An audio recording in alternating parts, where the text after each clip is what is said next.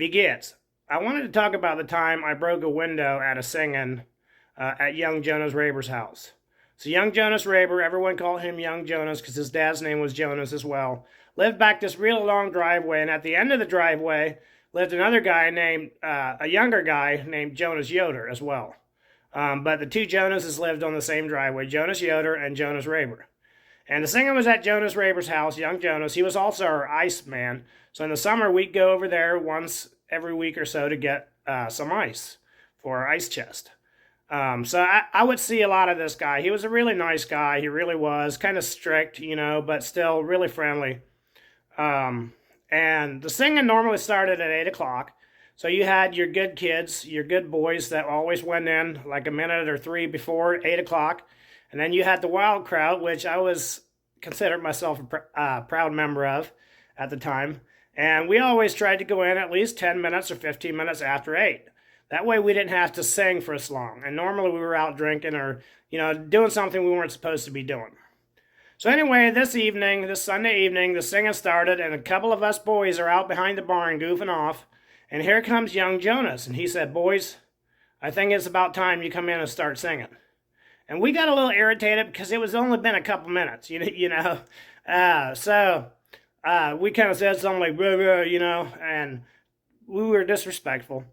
Well, there was a window sitting up there against the barn. It wasn't in an opening in the walls. So someone had pulled it out of the opening, a wooden frame window, and it was sitting on the outside of the barn. So I said, "I'm going to break one of his windows." So I picked up a rock and tossed it in that general direction. Well, it went through the window. Tinkle. Went right through. And so we went inside and we sang, whatever. I got over it. I was a little sad about breaking the window, but I didn't think nothing of it. I wasn't too concerned. And about a week or two later, my boss, who was also the bishop, even though I wasn't a member of church yet, I was at work and he asked me, "Har du young Jonas fönsterförbrochen sig själv? Did you break young Jonas's window in his barn?" I said, "No, I didn't break a window in his barn." And he said, "Because I heard that you did." And I said, "I didn't, because it wasn't in the barn technically." So I know, semantics, right? So another week or so went by and he comes at me again one day at work and he says, "Did you break a window in his barn? Because he says it was you." And I said, no, it wasn't me. And so about another week goes by. I'm running out of time. I guess I'll have to do a part 2. Anyway, tune in for part 2. Thank you. Begins. So in the previous video, I had talked about breaking a window that was leaning up against the outside of the barn wall on the ground at young Jonas's house at the singing.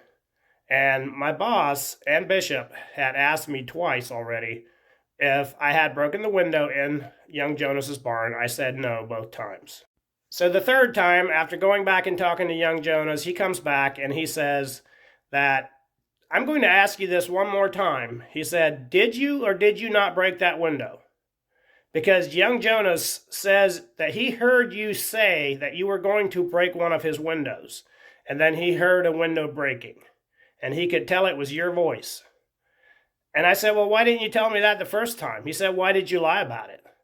I said, "I thought he was lying about it because the window wasn't ever in his barn when I threw the rock. I wasn't throwing, a rock at a window that was actually in the barn. It was just leaning up against the outside of the barn."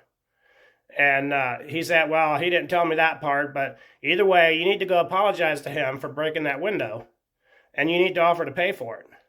I said, "Fine, I'll do that." So the next week I had to go get ice, and my parents knew about this by this point, so they made me go get the ice and have to face this guy. And like I said, he was a nice, helpful guy. I just felt more sad than anything, and it was, kind of on the spot, which was good for me. I deserved it. So I pull in, get the ice, I pay him for it, and I say, "Hey, listen, I'm sorry about breaking your window." And I just kind of threw a rock in the general direction of that window. I didn't expect to really hit it. He said, "It's okay." I offered to pay for it. He said, "Don't worry about it." Well, a couple years later, he asked my dad if me and my older brother could go help him one Saturday put a raised floor in one half of his shop. He had a shop with an addition built on that had a lower floor, and he wanted to bring a wood floor up level so he could have a furniture shop or whatever it was.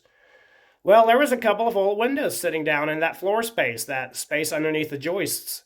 And as we were getting ready to cover it up, I said, "Are you going to leave these windows in here?" He said, "Sure."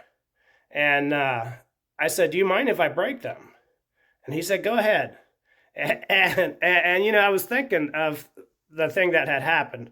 So I took my hammer and I just started smashing those windows. And I was like, "Man, I love breaking windows," as a joke. And Jonas Nelson, his son, was there helping us. And he was like, "Did you hear what he said, Dad? He said he loves breaking windows." And it was really funny. And that was, the moment that we could kind of joke about it. But I did help him raise the floor, so hopefully that made up for any damages that I caused. And I had help quite a few other times at his house. I remember putting a roof on his barn, stuff like that. So have a good day. God bless everyone.